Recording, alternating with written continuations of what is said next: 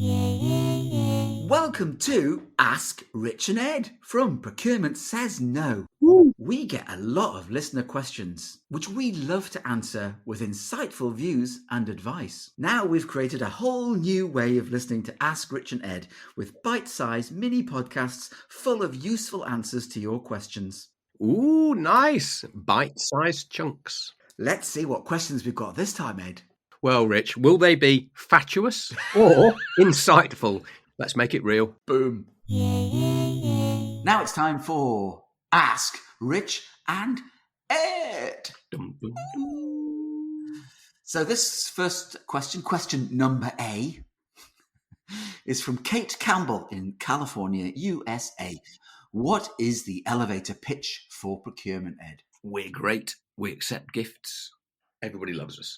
I hate the ones that say stuff like, Procurement Services is committed to facilitating the purchase of high-quality goods and services at competitive prices to support the business mission, working with stakeholders to drive value and reduce risk by working in partnership with their suppliers.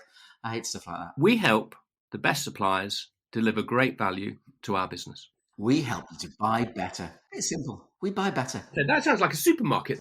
Every little helps.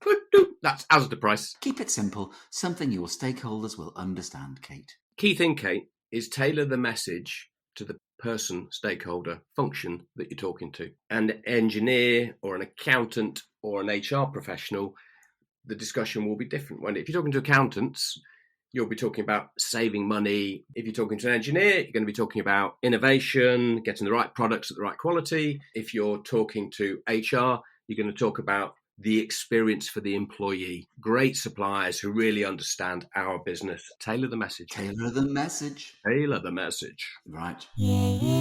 Question number B.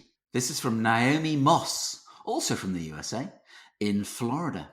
What's the worst thing I could do / say as a buyer, Ed? There's a myriad of things. What's the worst thing I could do, say as a buyer? I think it's, hello, I'm from procurement and I'm here to help. Internally, it doesn't matter about the price. The supplier's great. We should just accept their terms. Yes, of course we'll do that. How much do you want for that? All that sort of stuff, I think, is the things that you shouldn't be saying. To the stakeholders, not to say, yes, but let's get the price down. Most stakeholders of procurement don't want to hear you sounding like a price-based robot. And when you're talking to suppliers, don't appear to be and don't sound like a very soft touch. Like, how much is that? Can I pay more? Yes. And Naomi, also remember, don't take bribes and don't embezzle any funds. Remember, just like drugs are bad. Just say no. Want to do the next one?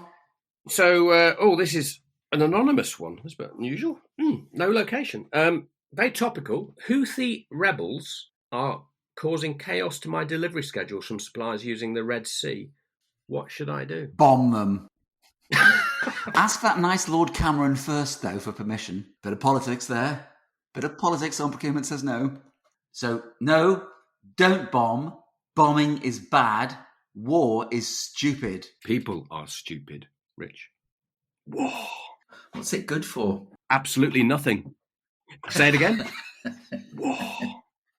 There is a serious point on this. You need to understand what your supply chain risk looks like. You need to understand exactly what's going on. Clearly, a shipping agent can get the stuff shipped by a different route. I think it takes about 7 days more from China to the UK than it does through the Suez Canal. So be able to give a credible response to a difficult question about what it's going to do to our production schedule.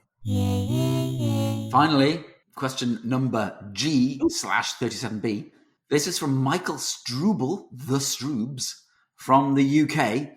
How are we going to manage the reskilling and upskilling of procurement people based on the increased use of AI that is coming down the road in our direction? If you've listened to our podcast before, you realise we're quite cynical about the adoption of AI and procurement tech. So I wouldn't worry about it too much yet, Stroobs. There are a lot of AI training things starting to emerge as well, aren't there now? It's probably worth having a look at those, but I don't think there's any kind of silver bullet here yet. It's all a bit bandwagony at the moment, isn't it? And it has been for a while. I think within the procurement organisation, I think that what companies might start thinking about is thinking about whether they recruit, if they're big enough to afford it, a role around tech and AI. Rather than going on a course and then forgetting about it, I think having somebody with a competence and a skill in that area. And an accountability to drive it. Yep. It's usually the way, isn't it? Give it a proper focus and a proper role. And then the final one is talk to suppliers. Yeah. A lot of tech suppliers, they're using this stuff actively.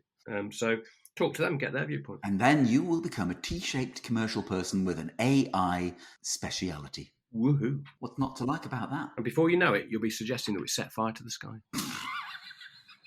In fact, the Cheetah Research Institute have told me that in 7.5 years, we will be setting fire to the sky. Just 7.5 years to go. 7.5 years, so hopefully retire by then and move to New Zealand. Ah, excellent. I'll see you there. Super. They were great questions this time, weren't they, Ed? Oh, they were super duper. See you next time. Bye. Bye.